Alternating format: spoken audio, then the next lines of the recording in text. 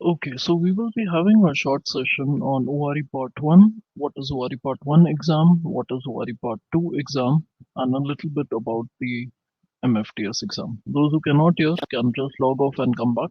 Okay. And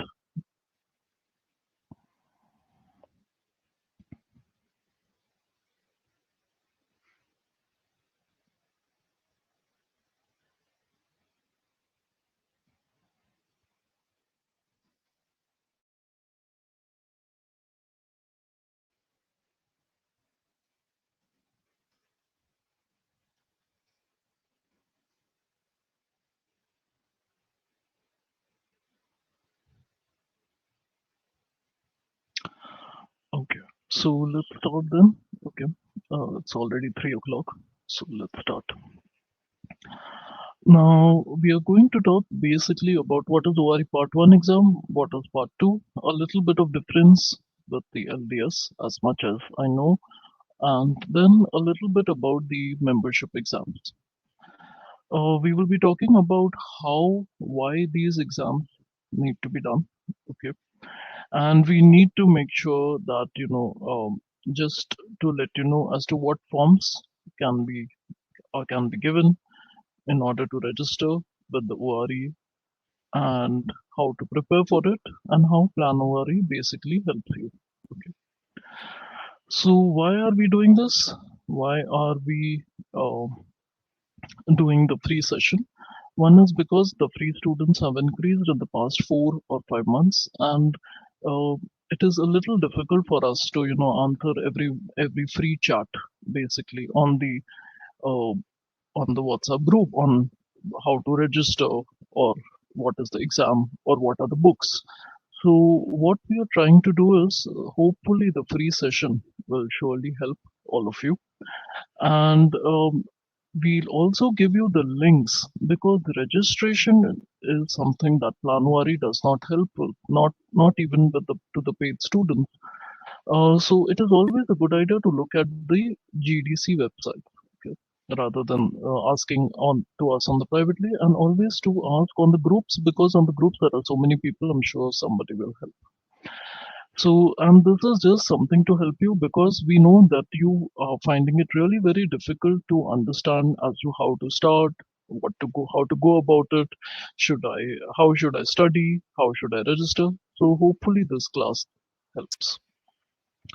Now, basically, overseas registration exam is basically an exam for dentists who have qualified outside the UK and they are not able to practice in UK. So in order to practice clinical dentistry unsupervised in the UK, you have to make sure that you pass either your ORE exams or you pass your LDS exam. Either of them is fine. Can you use MFDS exam to practice? No. The answer is no. You cannot use an MFDS exam to practice in the UK. MFDS exam, diploma exams, any membership exam just helps you brighten up your resume. That's it. But if you want to practice clinical dentistry in the UK, you either have to give ORE or LDS. I'm talking about dentist. Yes, there are other routes like hygienist, therapist, and nurse and technician. We are not going to talk about those things because that is not our forte. We are just going to talk about the ORE, LDS, and a little bit about the membership exams. So the first thing that all of you should be doing is you need to make sure that you register with the GDC before you give exams. You do not register with the GDC to practice. You register with the GDC to give exams. That is kind of a registration for exams, not a registration to practice. This is the link which you can see, and you need to go and use this link. On this link, once you fill up all the details they have asked, they will send you a form on to your email ID. You have to download the form, you have to fill the form, you have to attach all the documents which they have asked, like your graduation certificate, your IELTS, your ENIC or NARIC certificates, and there is a certain list of documents. You need to fill that form step by step, and attach all the documents and then send it to them via post. They will check it, and if they are happy, they will register you. If they are not happy, they will tell you what is missing, and then you can stay in contact with them. Everything is there on the website. There is also a step-by-step document made by the GDC in order to fill the form. I don't think you require anybody's help. So it is very, very straightforward procedure. But yes, I there are certain people outside who may help you fill the form. Planwari is not one of them, and you can contact the agents outside to help you fill these forms. But as far as I know, if you go to the website, it is pretty straightforward. But if not, if you don't have the time, then you can take someone's help. Now, if sometimes when you're filling the form on your own, you have questions. So if GDC is not able to answer them, that is, it is not there on their website, it is a good thing to ask that specific question to GDC, to email them or them to call them and ask. Because the problem is that if you ask someone, they may also not be knowing, unless, yes, they are agents and they know how to fill the form. That's a different thing. But I have seen a lot of queries on the WhatsApp group as to, I'm from this country, do I require IELTS? I'm from that country, I require IELTS. Now, all those things are mentioned by the GTC, but sometimes you do have questions, and it is always good to have question. But the question would be because you are in a specific category, and when you are in a specific category, the best people to ask is GDC. Okay, or you can ask in the free group, and somebody who is going through the same things that you are may help you. Okay, but again, I would say if there is a specific query which is particular to your situation, it's a good idea to ask the GDC rather than anybody else. And as I have mentioned, there is a step-by-step process document where they have explained it really very nicely. So use that document. What documents are required? Again, it is there on the GDC website, but for your understanding, I have copy pasted and I have put it over here. Now, most of the time, the students who call us, they usually have doubts on the English verification. Now, the English verification is IELTS. They really love IELTS. But yes, there are certain exceptions as well. All those exceptions are mentioned on the website. Now, sometimes you may not be in the exception criteria, but you may have some sort of English verification. That criteria is not on GDC. Email GDC and ask if they are going to accept it or not. Rather than asking on the free group, ask GDC, because GDC is going to verify your registration, not the free members, not Planwari. So if any doubt, ask GDC, or obviously if you're taking an agent's help, ask them because they are well trained to do those things. No, it is not your college which is NARIC. You have to send your certificates to NARIC, your mark sheets to NARIC, and the NARIC is going to check whether you are as good as a graduate in the UK or not. It has nothing to do with your college being NARIC valid or not. They are going to check your transcripts. Transcripts means your mark sheets of your graduation. So if you go to the NARIC website, which GDC has provided, they will tell you how to apply for a statement of comparability. Okay, anybody can apply it as long as you have a graduation certificate and graduation mark sheets from your college. If you have post graduation, you can send them as well, but graduation can suffice. If your name is different in different forms, please make sure that you have an affidavit stating that all the names belong to one person. Otherwise, they are not going to consider it. You require a clinical work experience of 1600 hours. A lot of students ask, what is this? It is basically you working in your country, either during your undergraduation, your post graduation, or in a clinic. And there should be someone, a clinical referee, to sign to take claim that Dr. Yugma or Dr. Ahmad has worked for 1600 hours. Again, if you see that step by step document, they have mentioned everything. There is a slight confusion about the principal and the dean. Now, they have said dean specifically, but there are certain colleges, especially in the country India, where there is no dean as such. Principal is considered to be at the highest authority. In those cases, you can just tell the GDC that my principal is at the highest authority and they can tell you what needs to be done. Maybe a letter is required from the principal stating that he is as good as a dean or she is as good as a dean. So all those small finite things, it is GDC who can help you out. Good standing certificate is your state council or your country which gives you the good standing certificate, character certificate, and all these they require either the original or the photocopy of the original which is notarized. That means you should have a stamp of a notarized person. Now, if you are in the UK, yes, in the UK also people do the notary thing. You will have to find out who actually does it. Again, if you don't have anyone, contact the GDC or the RCS. The RCS will send you to people who can notarize it. So there are certain students who contacted RCS and RCS told them where they could get it notarized. So please make sure all these documents are very nicely mentioned in the GDC website with what they want. Everything is specifically written. So if you read it properly, I don't think there should be an issue. Now, what is LDS and how is LDS different? LDS is also a license exam that also gives you registration with the UK Dental Council. But an additional thing is that you also get a degree.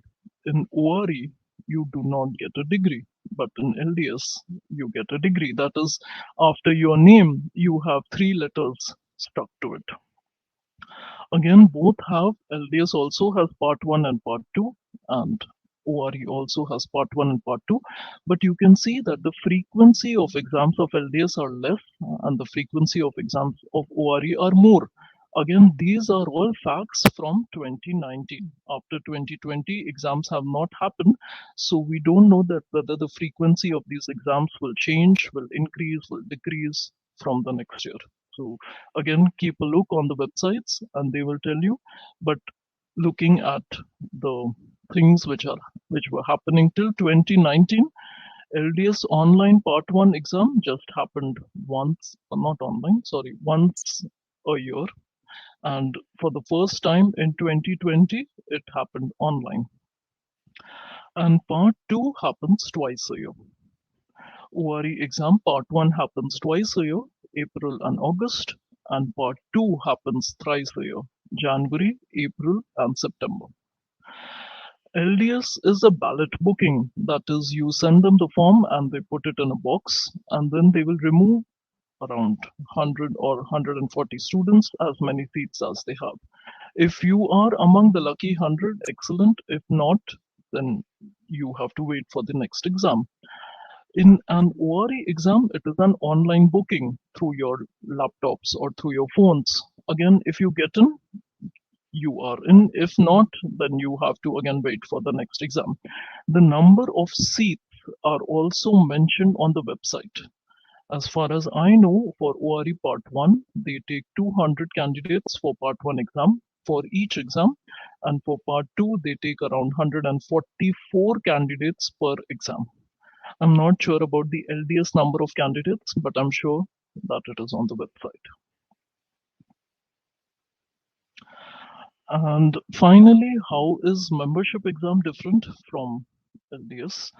So membership exam does not give you to practice, that it does not give you the registration to clinically practice, but it helps your resume, and till you are preparing for your ORE and LDS, you can always prepare for membership on the side. And there are different exams. Again, there is England, there is Edinburgh, Ireland. There are many membership exams, and we will be talking about them in some time.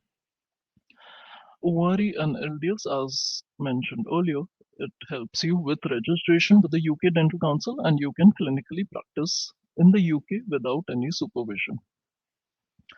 So this is the basic difference between ORE, LDS, and membership exam. Okay. So far, any doubts? If not, then we will start talking about each and every part one and part two in detail.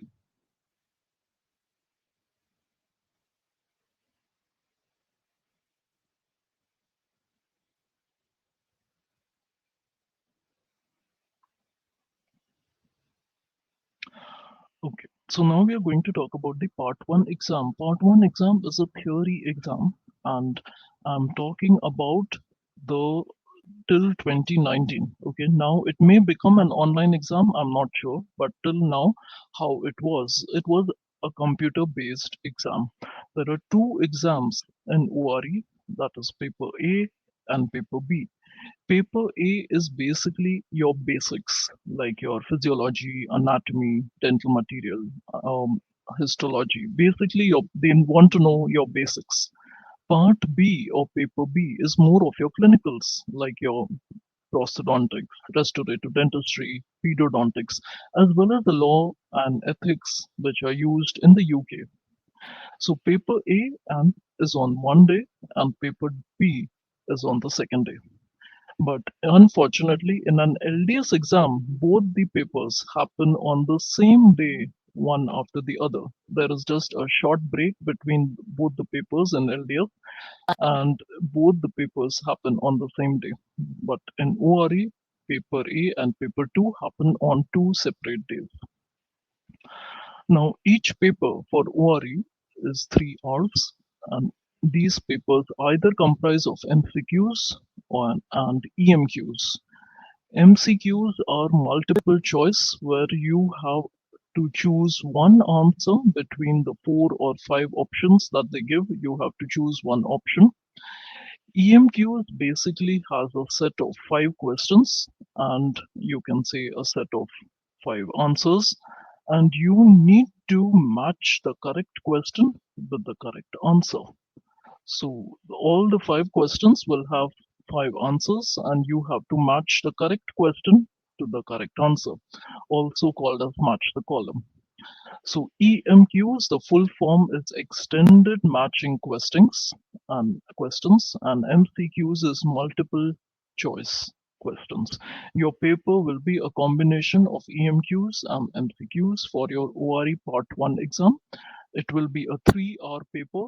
Both paper A and paper B each will be 3 hours, and both will happen on separate days. Is it hard or easy? A lot of students who callers ask, is it hard or easy? See, you cannot say it is hard or easy. Some papers have been easy in the past, some papers have been hard. Your job is to make sure that you study everything, you make sure that you're hardworking, you make sure that you're patient, and you make sure that you study the right things rather than each and everything given out there. It is not very hard, but it is not very easy as well. It's not like that if you don't study and if you just go, you're going to pass. No, that's not possible. You have to make an effort and you have to study. You should understand how to solve MCQs. You should know the concepts. Your basics should be really very strong in order to pass the exam. But it is not a very difficult exam. I have seen students who prepare in the last 3 months also making uh, sure short pass. So I would say part one, ORE part one is not that hard. ORE part two is something where the passing rate reduces. So this is about your part one. So what do you need to do in order to study? You need to be dedicated. You need to do hard work. You should always be following a planner. Now we have a YouTube video. If you go to our YouTube channel is called Plan Worry. If you go there, there is a organized planner provided to you. It is an old video. I agree. It is 3 years old video, but hopefully it helps. Books. We also have a YouTube video on the Planwari YouTube channel, which lists all the books which are required. And I'll be listing it here as well. So you have the pink and blue. Pink and blue are considered as the Bibles, and a lot of students use them for their exams.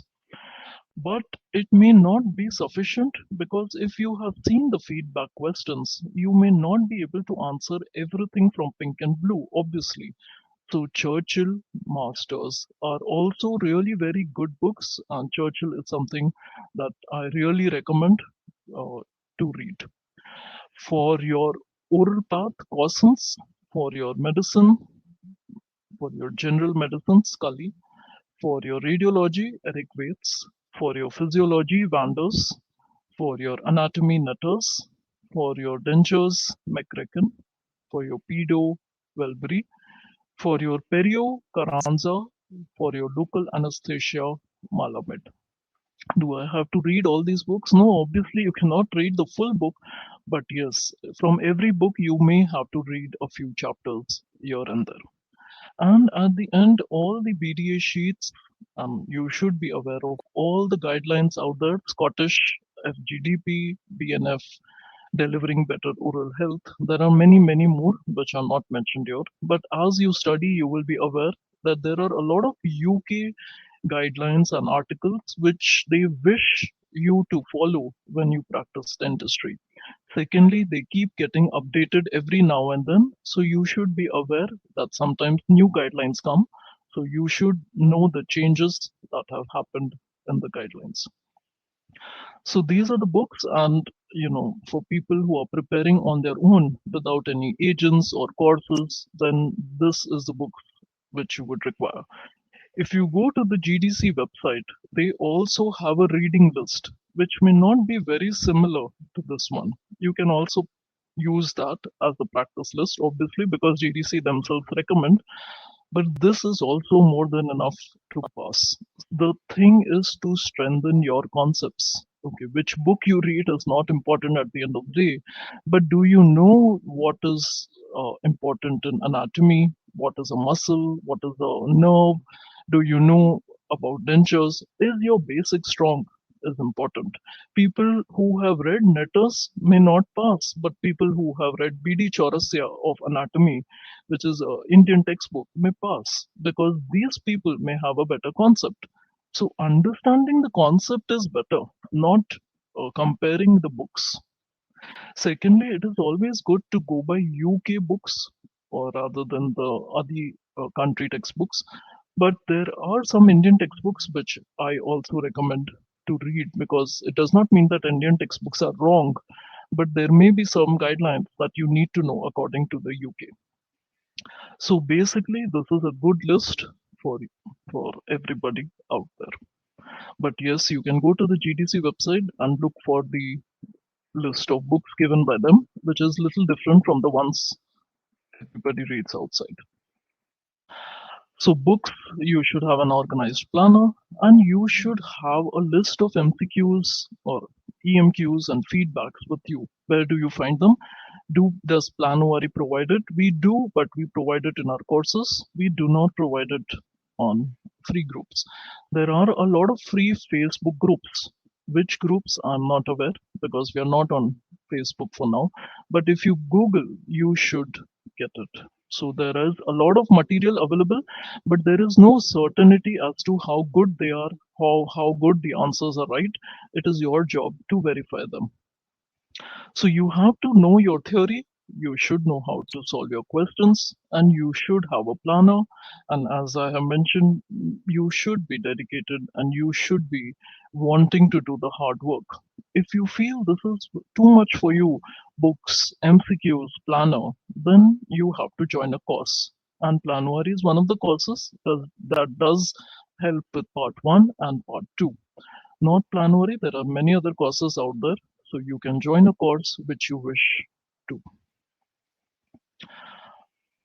Okay, what else? Again, is it an easy pathway or difficult pathway? A lot of students ask. See, I cannot say a definitive yes and no. It depends on to what are you comparing with. Are you comparing it with Australia exams, USA exams, Indian exams, Pakistan exams? What are you comparing it to?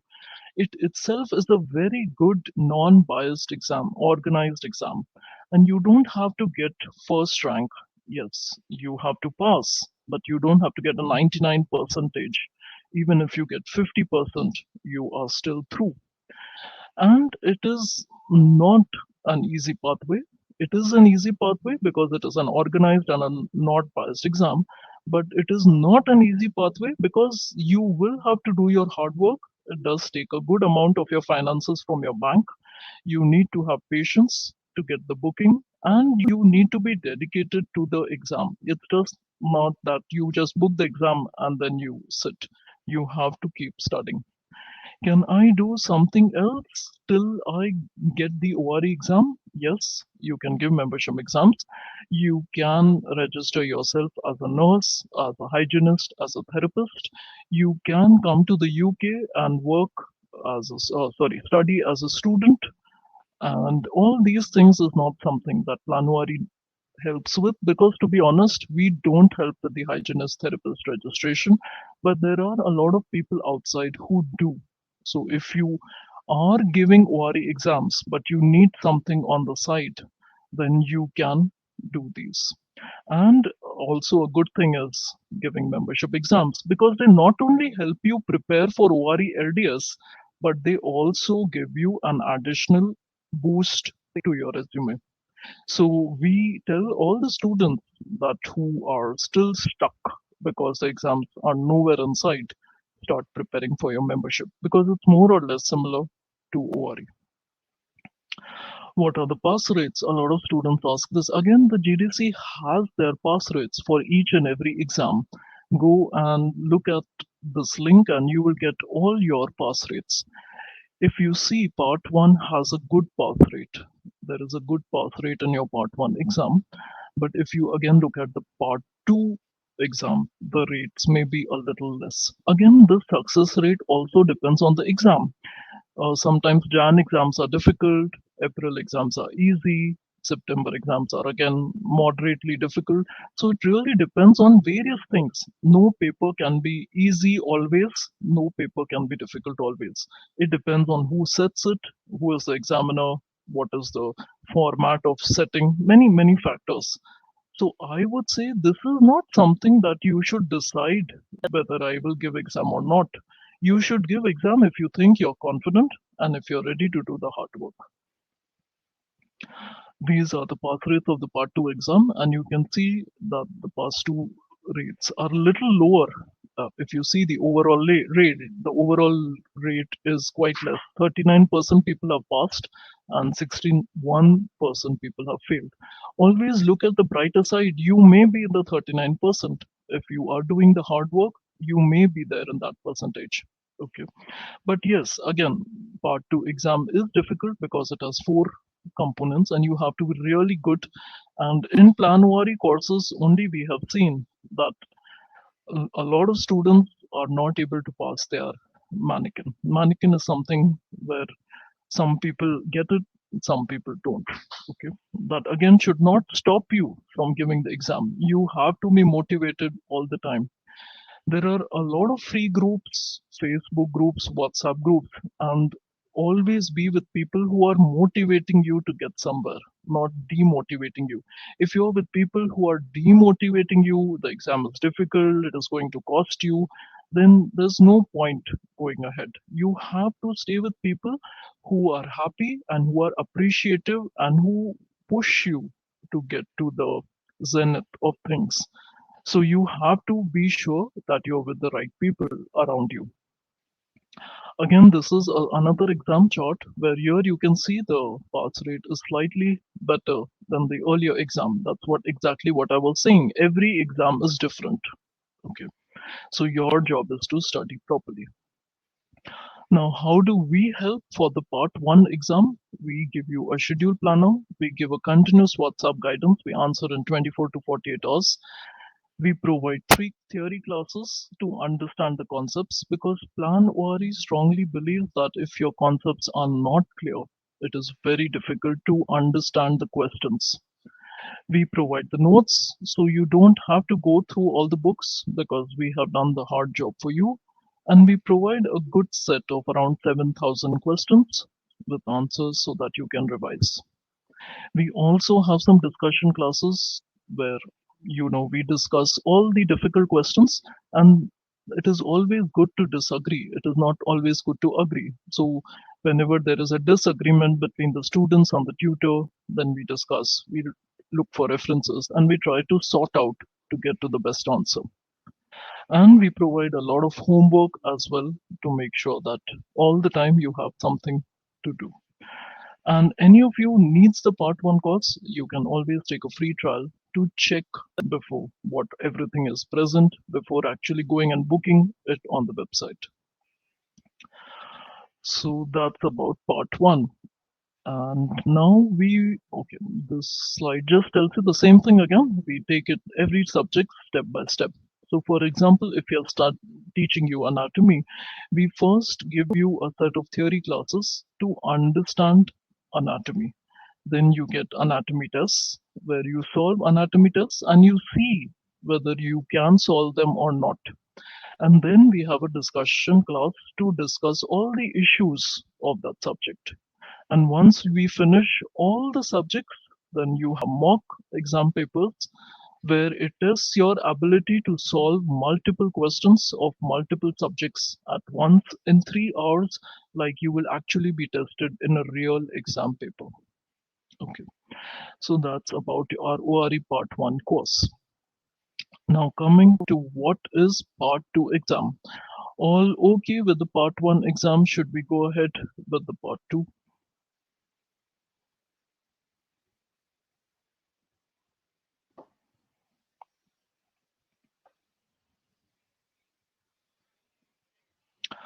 Yes. Should we move ahead to part 2? Okay. Now the part 2 exam, we are going to talk about the ORE part 2 exam, but I will talk a little bit about the LDS part 2 exam. Again, as much as I know, I'm not really very good with the LDS thing, but I will tell you the difference as much as I know.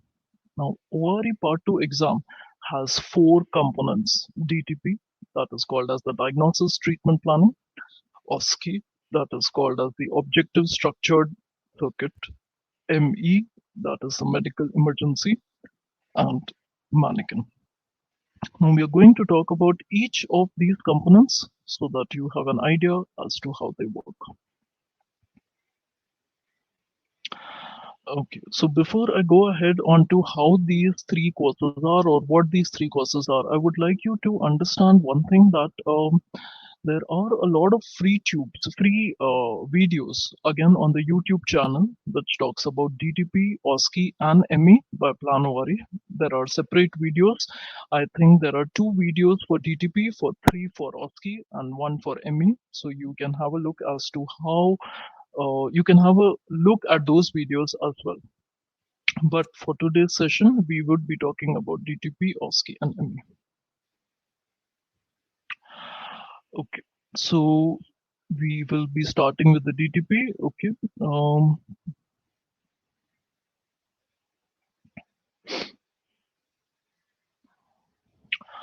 Okay. So this, what is basically DTP is actually a puzzle. It is like a puzzle. How many of you know what? How many of you like solving puzzles?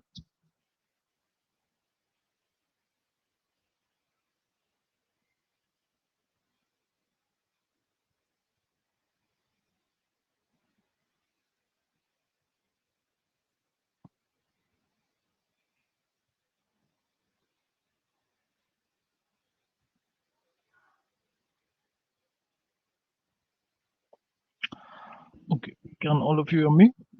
How many of you like solving puzzles? Like, let's make it an interactive class because I'm not getting much response from this batch.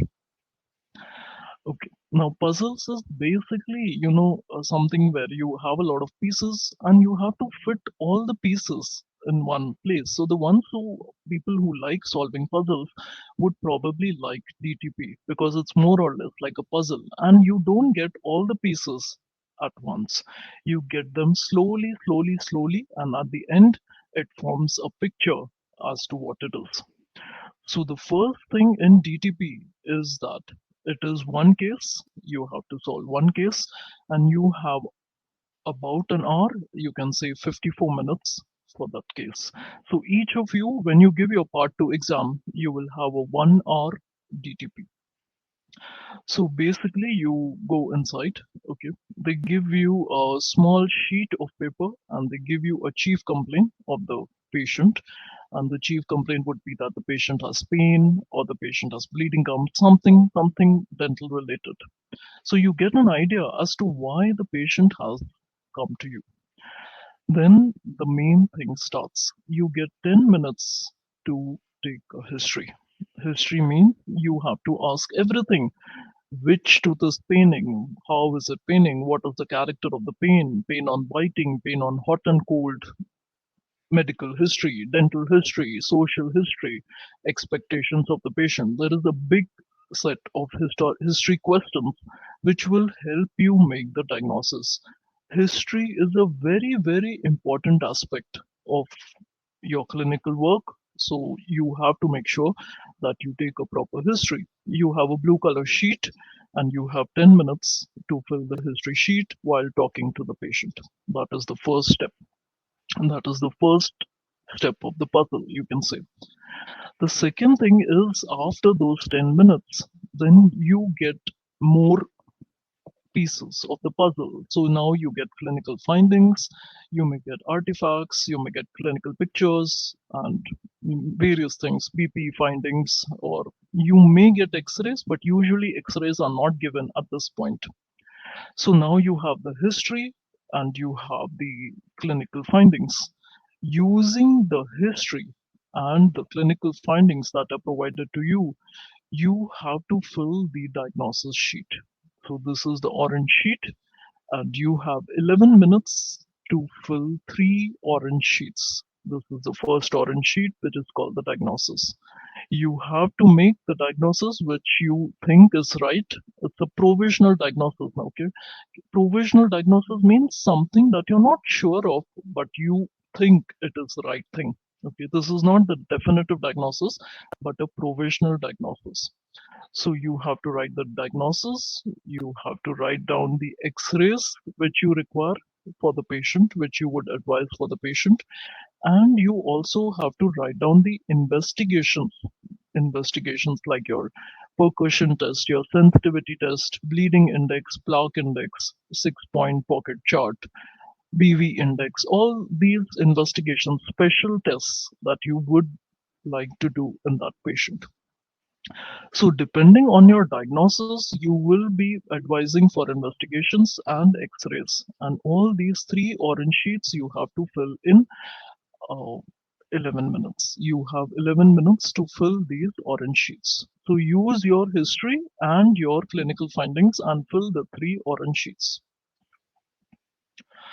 Once you fill the three orange sheets, the next step is you will get more findings. They will now give you more findings. So they will maybe give you an X-ray, or they may give you the vitality test results, or the percussion test results, or the bleeding index results. They will give you something more, something to help you with your treatment planning. So that is the third step, or the third step in your puzzle that would help you go ahead. Using these extra findings, you are now going to write a treatment plan. And this is the green sheet, and you have 23 minutes.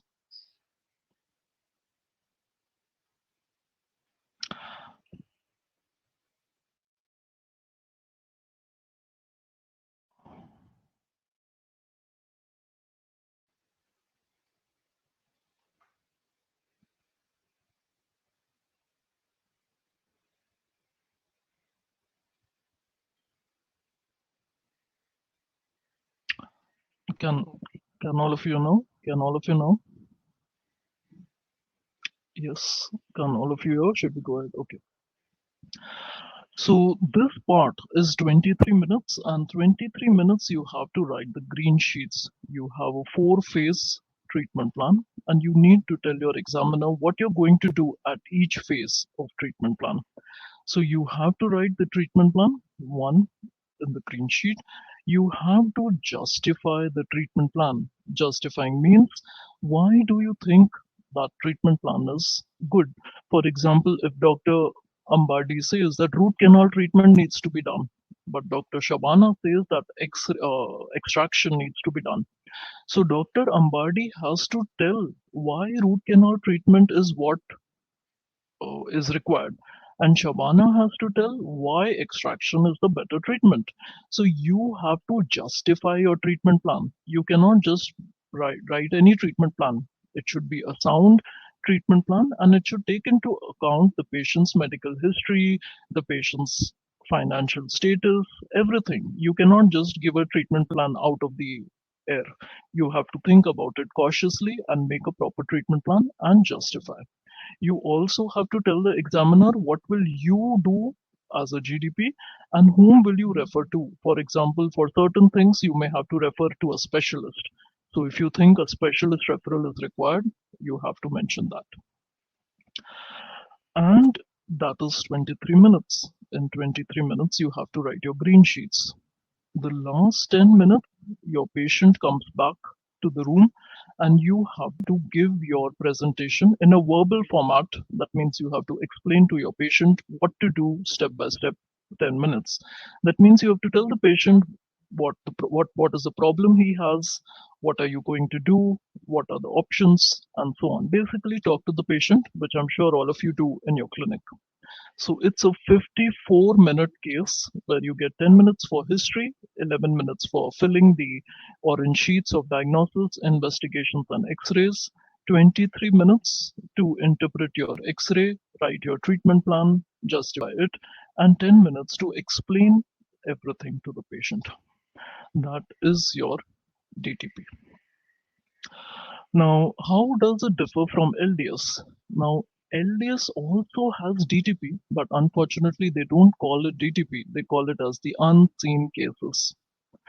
And you have 4 cases, okay? And for every case, you get 30 minutes. So it's a little different. As you can see, the concept is same. They also take the history, they prepare, and they manage the patient, and they talk to the patient about the management. So it is basically the same thing, but it is done in a slightly different way. There are no colors like blue, orange, green, and it's not one case. There are 4 cases, and you have 30 minutes for each case. Whereas in DTP, you have one case. Yes, that case may have 2 chief complaints, and you have around 54 minutes. So if you see, both the things are the same. See, your concept of making a diagnosis and treatment planning is applied in unseen cases as well as in DTP, but the way you do it, the way you perform in the exam, obviously differs. Okay. More details about the LDS is on the website, and an LDS tutor would be better to help you, which unfortunately I am not. So I can just explain to you a little bit of the difference from the ORE. Okay, so this is the same thing. There are 4 separate unseen cases, and you have 30 minutes each. Now, how do we teach our planned ORE? So we take around 8 discussion topics. We talk about perio, prosto, restorative dentistry, pain, and so on. Every topic is discussed in detail on how to make a diagnosis, how to make an investigation, x-rays, and treatment planning for prosto cases, for perio cases, for restorative cases, for discoloration cases, everything. So we discuss the topic and then obviously we do the case, because till you don't do the case, you don't know how it is done in the exam. So first we help you understand the concept, and then we do 30 cases with 60 different chief complaints to help you understand how to go about every case, because every case will be different. One case will have asthma as a medical history, one case will have epilepsy. So you should know how are you going to manage an asthmatic patient, how are you going to manage an epileptic patient. Okay, so we do these in 3-hour classes, and we take around 16 classes of 3 hours, and then you get these classes in a recorded access as well, which you can keep revising with the notes we provide. So that's about DTP. All okay with DTP? Should we go to the OSCE?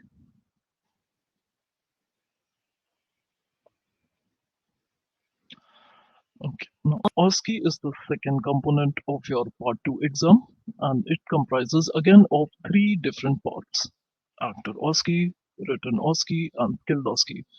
All the 3 OSCEs are very nicely explained on the Plan ORE YouTube channel in different videos with examples in detail, so you can have a look at them as well. And for this class, I'm going to explain a little bit so that you understand. Now, what is ignore this. What is OSCE? OSCE is Objective and Structured Clinical Examination. Now you have a circuit. Okay, that means, let me see if I have a picture. Yes. So you have around 20 to 23 OSCEs. Every OSCE is 6 minutes. And LDS is very similar to ORE in this case. ORE and LDS have very similar OSCEs. The time format is also same. Every OSCE is 6 minutes. Now, 1 minute of this OSCE you spend out of the room. So there is a room, you can say there are 23 rooms. I'm just going to draw 4 of them. And out you stand outside the room and you read the scenario for 1 minute. So you read the scenario and they give you everything in the scenario. Okay. And you understand whether it is an actor OSCE or whether it is a written OSCE or whether it is a skilled OSCE. You get an idea. And then you go inside the room and you get 5 minutes to perform the OSCE. If it is an actor OSCE, you talk to the patient. If it is a written OSCE, you just write down your answers. If it is a skilled OSCE, you perform a clinical skill like suturing, rubber dam, splinting. Once the 5 minutes is up, there's a buzzer and you go and you read the second scenario for the second OSCE. Then you perform the second OSCE for 5 minutes and then you go out. This repeats. This is a circuit which keeps repeating again and again and again. And you have 23 stations. Obviously, you have rest stations in between because otherwise you'll get tired. But there are around 19 OSCEs that you need to perform with around 4 or 5 rest stations. And it is a circuit. It happens in one go. Now, what is a written OSCE? Let's talk a little about the written OSCE. Written OSCE, and outside you are basically told that this is the topic of your written OSCE, say BPE, Basic Periodontal Examination is your topic, so that you can clear your head and you can realize that, okay, now I have to solve an OSCE on BPE. So you try to put your frame of mind for BPE. And then when you go inside, then you may have some pictures of BPE. You may be asked to score the BPE pictures. You may be asked a few questions on BPE, like what is the probe, what are the markings, etc., etc. This class is not about solving the OSCE. This is just to help you understand how an OSCE will be. So this is an example of a written OSCE, and you have to write down the answers in a plain sheet of paper in 5 minutes. You have a warning bell at 4 minutes, which tells you you just have 1 minute left, and then you have a final bell at 5 minutes. And once you finish the answers, it's done. You can move to the next OSCE station. That's a written OSCE. There is no examiner in the station. It is just you because you have to write the answers. Actor OSCE. Actor OSCE, in the 1 minute, they give you a scenario which tells you a little bit about the patient who's sitting inside. Like what is his name, what's his age, what's his problem, what are you provided with? Are you provided with any x-rays, any investigations? They basically give you an idea about the case. So once you go inside in the 5 minutes, then you have to talk to the patient and you have to do exactly what they have said. If they have told you to tell the treatment plan, then you have to tell the treatment plan. If they have told you to take a history, then you have to take a history. If they have told you to do a history, diagnosis, and treatment plan, then you have to do everything. They will tell you what is required out of you. So you have to read the question properly and perform the OSCE. Now, when you perform the OSCE, it should not sound as if you have by-hearted a theory paragraph and you're just vomiting it out. No, it has to be like you really talk to a patient. You have to be sympathetic. Some students change their accent to a British accent. You don't really need to do that. That is not really what they want. They don't want you to change your accent, but your accent should at least be understandable to a British or a European person. I hope you're getting my point. That means you should be able to make the person understand what you're trying to say, whichever accent you're using, whether you're an Indian or a Pakistani or a Syrian or a Australian, does not really matter. But the what you're speaking matters. How you're speaking matters. Are you confident? Are you able to speak to a patient? Are you able to judge a good treatment plan? Are you able to take the patient's concerns in consideration? Are you sympathetic? Are you empathetic? Or are you just there for passing an exam? They are going to test you on your communication, they are going to test you on your clinical knowledge, and they're going to test you on your body language. So try to make it a conversation rather than a lecture. A skilled OSCE would be very similar. You will have 1 minute outside. They will tell you what you need to do. You need to do suturing or rubber dam or splinting, whatever. They will tell you what needs to be done. And once you go inside, you have to perform it. And the examiner will be looking at you as how are you doing. He or she will be standing quite close to you. So that may make you a little tense, but unfortunately, you have to do in front of them. And again, you have 5 minutes. There will be a warning bell at 4 and a final bell at 5. So this is a circuit. As I said, you have 23 to 24 stations. You usually have a lot of actor OSCEs in ORE exam. You have written and skilled OSCEs as well, but the huge compilation is of actor OSCEs. How it differs from LDS, I told you it doesn't. It is really very similar. The only thing is they have a fewer stations. They have 20 stations compared to ORE. And how we teach, we again take all the actor, written, and skilled OSCEs in class. So again, there are 3-hour classes of six. We have 16 OSCE sessions, and each OSCE session we take 3 actor OSCEs and 1 written or 1 skilled OSCE. For actor OSCE, we will tell you on all the different scenarios in which they can ask you. We will tell you how to talk to the patient, and then one of the students who is in the course will make a presentation. For a written OSCE, we don't believe in by hearting question and answers. So we explain you the concept of the written OSCE, and then we give you a homework which gives you a set of questions on that topic. If you have understood the topic in the class, then you can solve the questions. For skilled OSCE, we have already made videos, and we show you the video in the class. We also talk step by step on how to do it, a few tips on how to do it fast, and then we also help you on from where to buy it or how to make it at home. There's a lot of homework in OSCEs, so all the homework is again assessed once you send it to us. That's all about the OSCE. Is everything clear so far? Should we go to the medical emergency?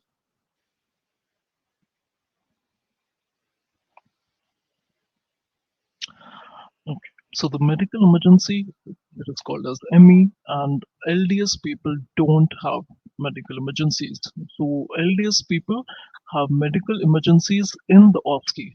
So their medical emergency is in the form of an OSCE, but in ORE exam, a medical emergency is a separate exam. And if you fail in that, you unfortunately fail in the whole exam, and you have to repeat just the ME component, but you still have to repeat. So what is it? It is basically a viva. Okay, they will give you a scenario. They will tell you a scenario where a patient has fallen unconscious or something like that, and then you have to tell what is your diagnosis, how are you going to manage it, and the examiner will keep asking you questions. Which medication will you give? What's the dose of the medication? Um, what are the disadvantages of the medication? And blah blah blah. So there is a lot of things. And medical emergency is more of theory. They want to attest your knowledge rather than how you speak. And then you have to perform a CPR. So they will give you a mannequin and you have to perform a CPR. And this is by default for all the students. All the students have to perform CPR. If you don't get through the CPR, then you don't get through the ME exam because CPR is really very important for ORE. And again, you have a Plan ORE YouTube video which explains you the medical emergency exam in detail with minutes. So make sure that you watch that in case you want more info on that. Again, for the sake of the class, I'll just explain a little bit. So your examiner will tell you a scenario, read out a scenario to you, and then they will ask a question to Dr. Yugma, can you diagnose it? Once she diagnoses it, then they will say, okay, Dr. Yugma, can you manage it? Okay, Dr. Yugma, this patient is not improved. What will you do? Okay, can you demonstrate how you will give the medication? Some medications are kept on the table and they may ask you to demonstrate how you're going to give an intramuscular injection or an intrabuccal injection or an oropharyngeal airway or an oxygen cylinder. You should know how to use all these medications, and they may also ask you advantages and disadvantages of the medication. For the CPR, there is a mannequin on the floor, and you have to perform the CPR. And it is usually the same scenario which is repeated in the same exam. You need to make sure that you perform the CPR properly.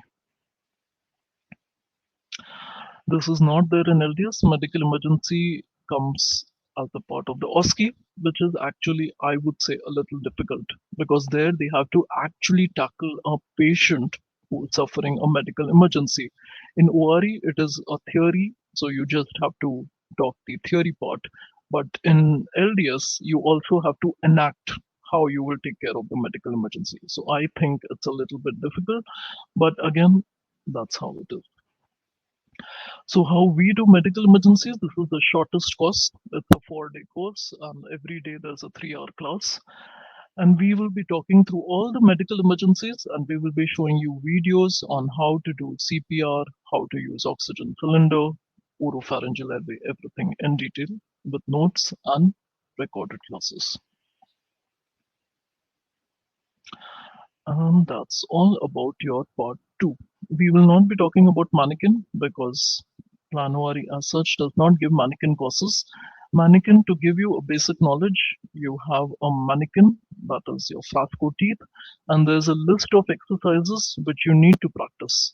A mannequin tutor whom you are taking mannequin courses with would be better to help you with your mannequin. Okay, these are just a few testimonials that we have posted on the slide. So just go ahead quickly. Okay, the next thing that we are going to talk about is we are going to talk about the membership exam. So far, anybody has any issues with part 1 and part 2 ORE exams? LDS, you may have issues, but I have just told you what I know. The websites should really help you. If all are okay, should we go to the last aspect of our PPT, that is the membership exams? Okay. Now, membership exam, what is membership exams? Membership exams, as I mentioned earlier as well, it is not something that gives you registration, but it helps give your resume a nice color. So which exam should I give? Should I give England, Edinburgh, or Ireland? It's up to you. Okay. Don't ask other people on which exam to give because it really depends on what you want. Go to the websites and see. MFDS, England, and Edinburgh are very similar exams, but at the end of the day, if you give England, you're going to get an England degree, and if you give Edinburgh, it gives an Edinburgh degree. Does it matter? See, if your employer does not have an issue, it does not matter, right? But if you, um, just a second, if you think that it matters, like for some people, it is very important to do Edinburgh or England, then you will have to do it like that. No, GDC is just for ORE exams, Shamana. LDS, you will have to register separately for the LDS exams. And LDS exams, as far as I know, you don't have to register like you do for ORE. Whenever the exam is out, I mean, whenever the exam dates are out, you register at that time. ORE is different. You first register and then you wait. But for LDS is different. As soon as the LDS exam dates are out, you can go and apply for them and see if you're lucky enough to get it. Can I apply for both exams? Some people do. If you are okay with the money thing and you're okay to give two exams, if both you get both of them, then it should be fine. Secondly, till now, are the exams announced for 2022? No, not yet. Okay. This next thing is, see, we ourselves have six free WhatsApp groups. So I'm sure that even if one student comes to know that there is going to be an exam, the WhatsApp groups are going to be buzzing that LDS is open or ORE is open. So just keep a lookout. And if we come to know before you do, we will surely let you know. But don't, depend on us. Keep looking as well on your own. Okay.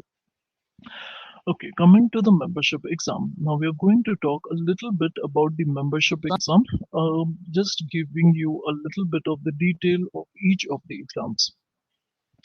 Now, MFDS exam is basically just the OSCEs. Okay, the OSCE component of your ORE Part 2 and the LDS Part 2, it is just OSCEs. So either it is actor OSCEs or written OSCEs, but it is just OSCEs. You don't have DTP, ME, or mannequin in your MFDS Part 2. Okay, I'm talking about Part 2. Hmm,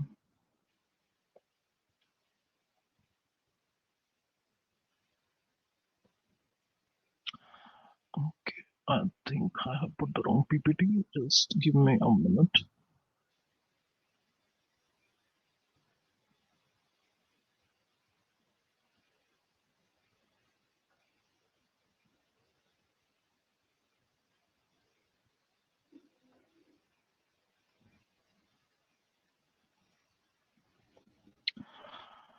Okay.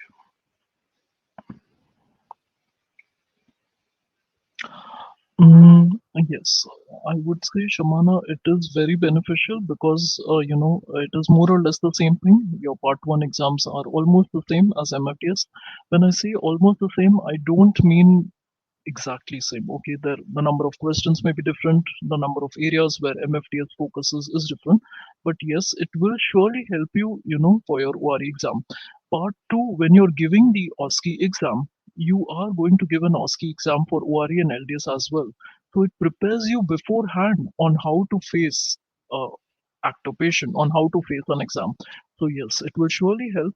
The only thing, and what I have noticed is in the past 1 year is we are having a lot of students who are taking up MFDS courses. They are taking ORE and LDS also, but they're using the same course for their MFDS exam. So I see that there are a lot of people who are moving towards the MFDS till ORE is announced. Okay. Can all of you see this PPT on the screen that says membership and diploma exams?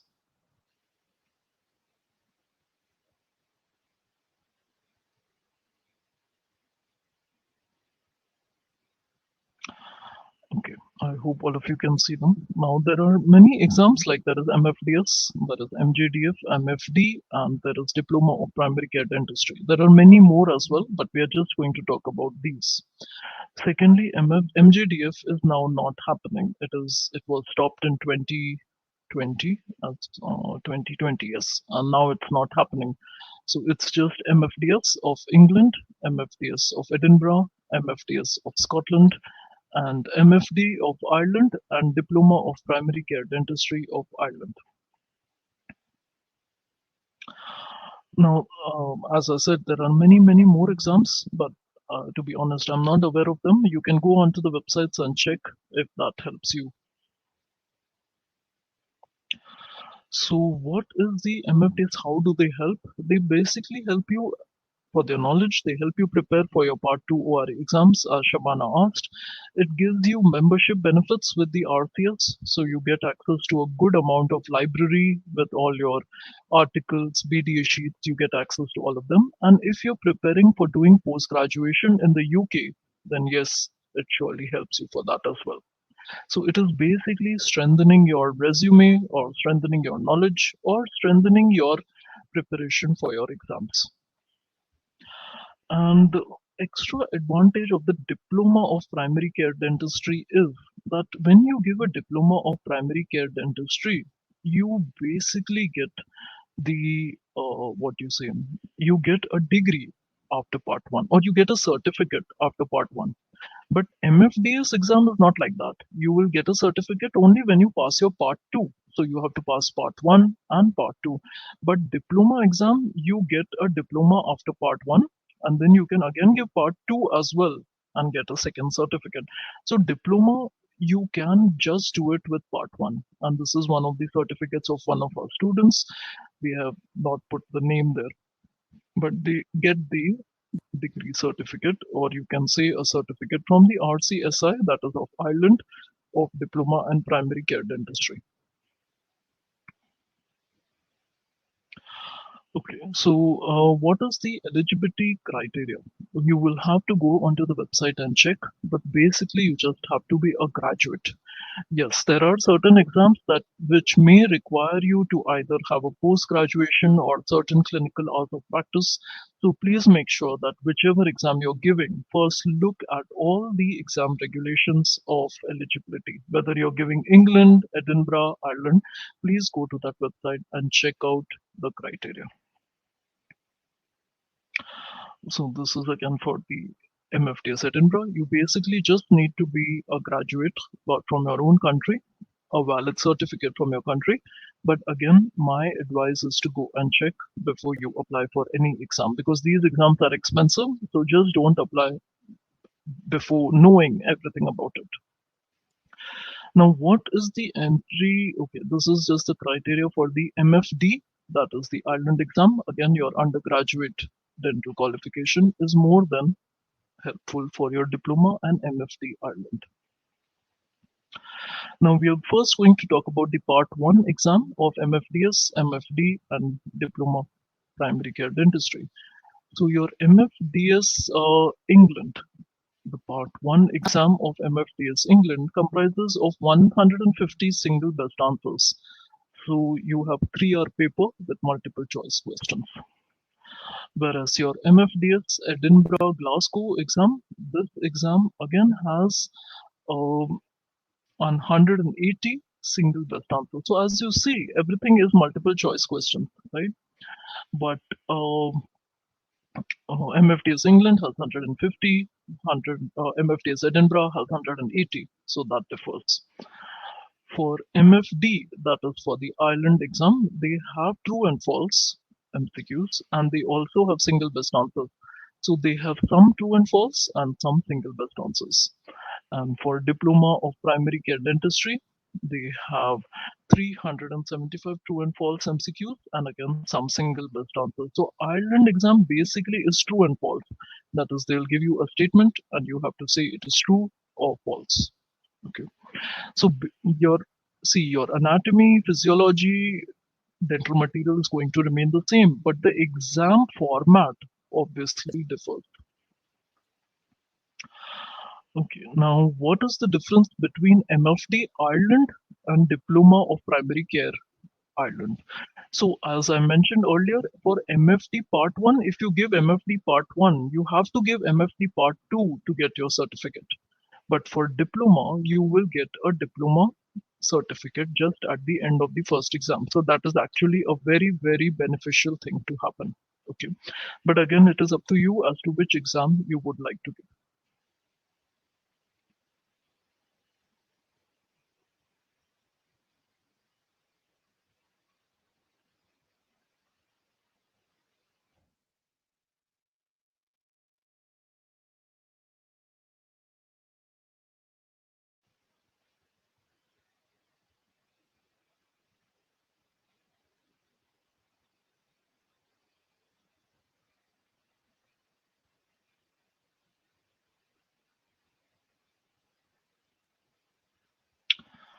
Okay. Can all of you know? Okay. If my voice goes off in between, okay, just log off and come back. That should be fine. Okay, now what is your part 2 exam? The part 2 exam of again England, Edinburgh, Glasgow, Ireland Diploma Primary Care Dentistry differs. For your MFDS Edinburgh, Glasgow, it is more of your OSCE actor OSCE. So all of you know what is actor OSCE now? When all of you saw it in ORE and LDS, actor OSCEs, it is basically the same thing. So you have 10 stations of actor OSCEs and you have to talk to 10 actors, and there will be different scenarios. Some scenarios will be on history, some will be on diagnosis, some on investigations, and so on. But it is just 10 actor OSCEs, no written OSCEs, no skilled OSCEs, just 10 actor OSCEs in MFDS Edinburgh exam. In MFDS England exam, again, it is a actor OSCE. So again, you have actor OSCEs, you have 14 stations of actor OSCEs. But in your MFDS England exam, you also have SCR. Do all of you know what is SCR? Anybody who knows what is SCR?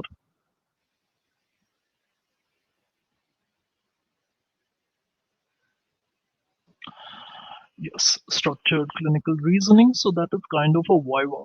Okay, you will be asked as a viva. So out of 14 stations, you can say there are 11 stations of your actor OSCEs, and you can say there are 3 stations of SCR, where it is basically a viva with the examiner on a certain topic. So the topic may be dry socket, and then you may have a few questions on dry socket. Then how will you take care of a dry socket? What are the causes of a dry socket, and so on. Okay. So again, it is more of an actor OSCE exam like your Edinburgh. And okay, what is your MFD Ireland Part 2? MFD Ireland Part 2 is more of written OSCEs. Okay, so this is Ireland exam is basically written OSCE. So you don't have actor OSCEs, you don't have skilled OSCEs, you just have written OSCEs.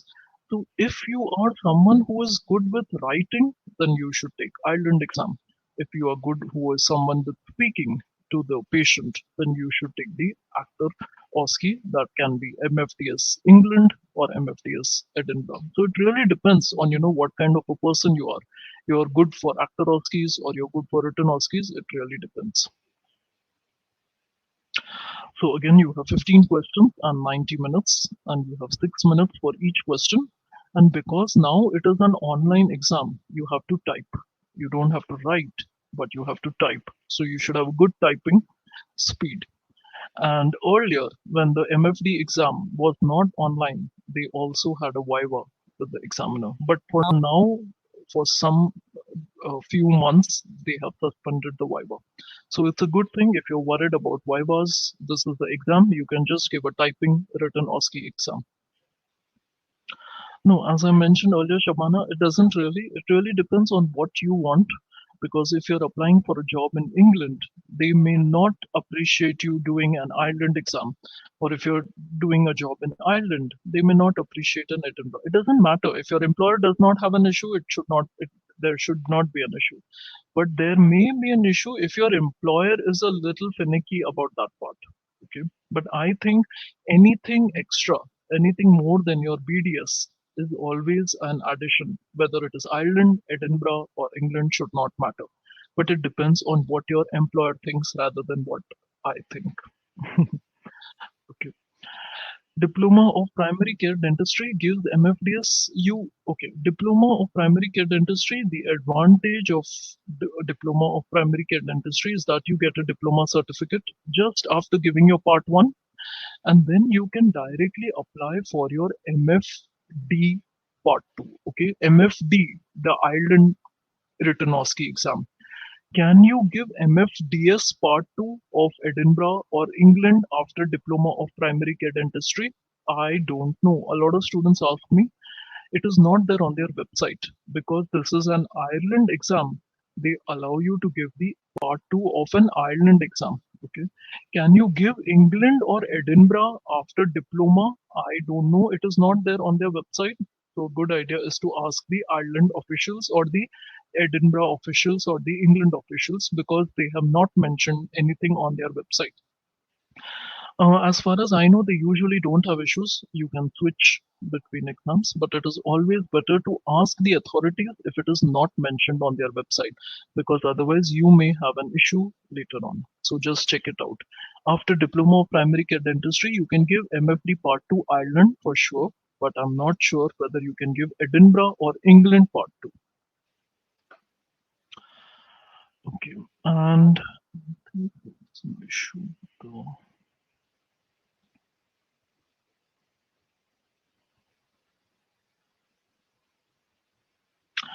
Okay, then some students had messaged me as to what are the fees of these exams. Now, every exam has a different fee. If you go on the website, they will tell you. But if you want to have an idea, these are the prices of the exams. Okay, not of Planoari courses. These are the fees of the exams. So if you're planning to give any of the exams, you should make sure that you have a good, your finances are fine and you're okay with that. Okay, now which of them are online? A lot of students ask us this as well. Most of them are online, okay, but again they keep changing because of COVID. They some have made it online, some had made it online, and have again made it face to face. So whichever exam you're giving, please make sure. For now, England Part One, Part Two, both were online this year. Edinburgh Part One was online. Part Two was online as well as they had face to face sessions as well. Ireland Part 1, Part 2 were online. Diploma of Primary Care Dentistry was online. When I say online, that means you sitting at home giving the exam from your computer. Again, okay, how can we help? The Part 1, we have 7,000 MCQs on our board, and we will tell you which is important for membership and which is important for ORE. And it's the same thing as I mentioned. There are notes and there are classes, and you can choose on what you want. Part two, again, we have a new MFDS tutor who is taking classes for MFDS. We have 3 hour classes. For all the MFDS classes, we take 110 actor OSCEs. And the tutor will explain you on how to do the OSCE, how much, what to concentrate on. And then one of the students will present. And you will get all the notes sent at home and recorded classes for access. Okay, these are again just a few testimonials from our website. You can always go on our website and read the testimonial on what they say for MFDS ORE Part 1, ORE Part 2, and you can get an idea on how Plan ORE can help. And I think that's about it. Does anybody have any questions um, on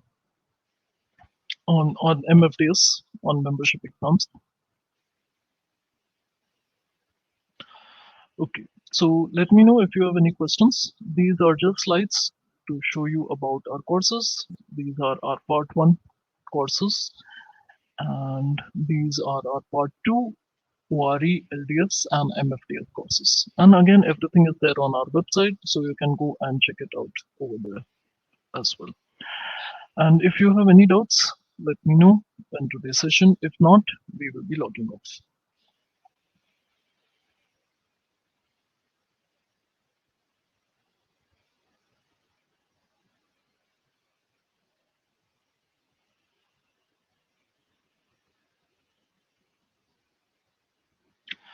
Okay, I think nobody has any doubt. So should we log off then?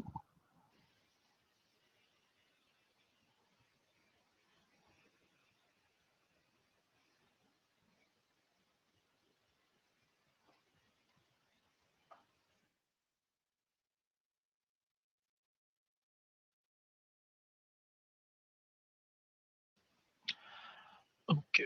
Okay, then thank you all of you. Prithan, as you are our course member, you will get it in your course. Okay. Free students, we cannot provide it because we don't have a mode of providing it. The problem is that. But if you are a paid student, it will be added to your course. It is easier that way. For free students, we may add it on YouTube later on. Okay. Okay, then bye bye, all of you. Take care. All the best. And hopefully, uh, this year ends on a good note, and next year you all can give your exams and pass off. Okay. Okay, then bye bye. Yes, Shamana, if you are a course student, then you will get it in your course. I'm not sure if you're the same Dr. Shabana who is in Planwari, but if you are, then yes, then you will. Okay.